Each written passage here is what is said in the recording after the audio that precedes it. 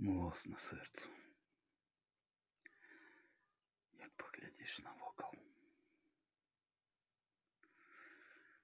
Гэты бой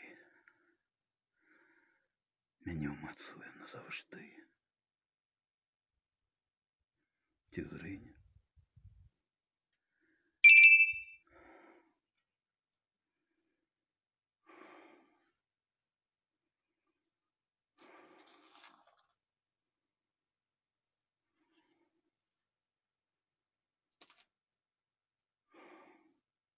Пажыў я доўга,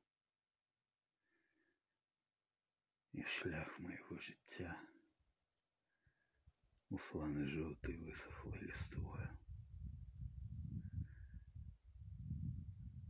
Таго ж, што ладзіць шчасце ў старасці, адданасці любві, сяброў, пашаны не дачакацца мне.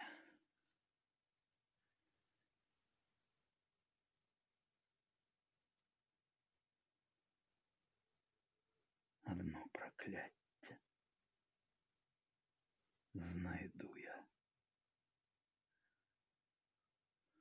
Нават і лісліўцы і льсцяць ад страху аднаго.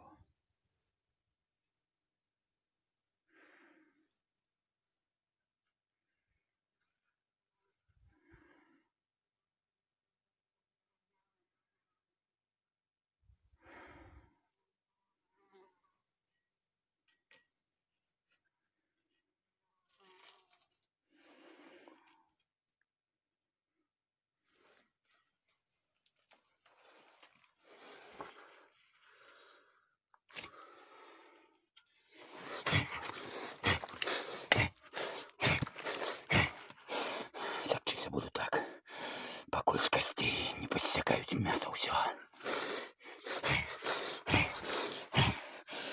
Хто ўспомніць страх, таго павесіць. Мне страхам не парушыць веры.